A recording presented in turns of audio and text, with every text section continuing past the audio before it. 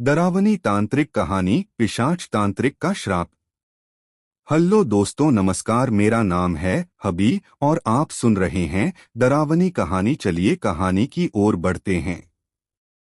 स्थान मध्य प्रदेश का एक पुराना वीरान गांव भूतगांव, जिसे लोग सूरज ढलते ही छोड़ देते थे।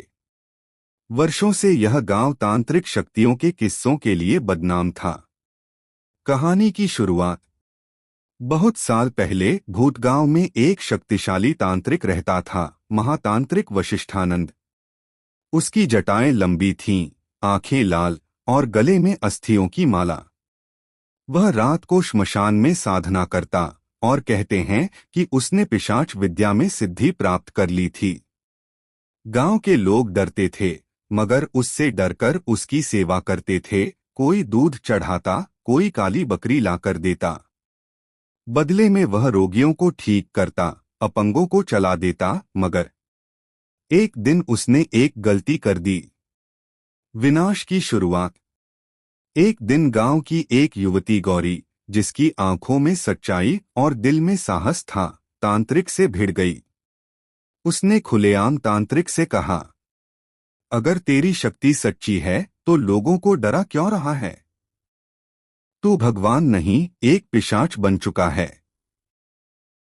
तांत्रिक ने हंसते हुए कहा, मुझे चुनौती देगी? तू अब मेरे श्राप से नहीं बच पाएगी। उस रात गौरी के घर से अजीब सी आवाजें आने लगीं। दीवारों पर खून के हाथों के निशान। उसकी मां अचेत हो गई और उसके छोटे भाई की आंखें हमेशा के लिए चली गईं। गांव वालों ने गौरी को समझाया कि माफी मांग ले, लेकिन उसने मना कर दिया। उसने कहा, अब इस तांत्रिक को गांव से मिटाकर ही रहूंगी। सच्चा भय।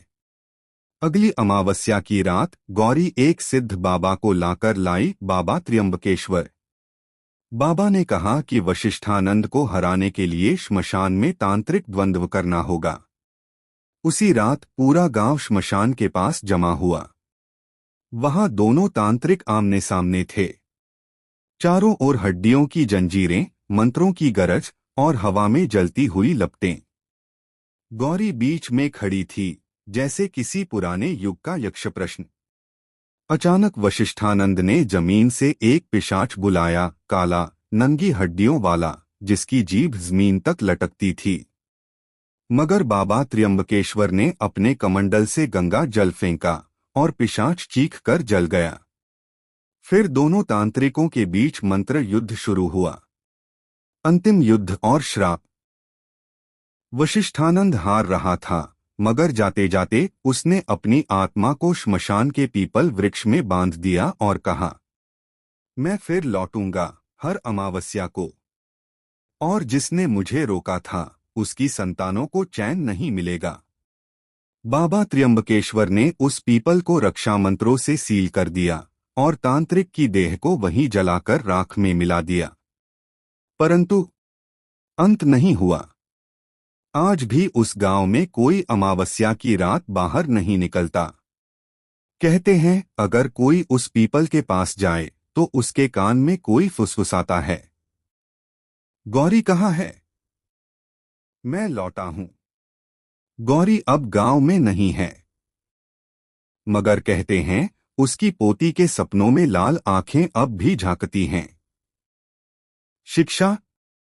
शैतानी शक्ति हमेशा विनाश का कारण बनती है, लेकिन साहस, सच्चाई और सद्गुरु की शक्ति सबसे बड़ी होती है। आप सभी दर्शकों को कहानी पसंद आई हो तो मेरे YouTube चैनल को सब्सक्राइब करें। धन्यवाद। चलिए फिर मिलते हैं एक और नई कहानी लेकर।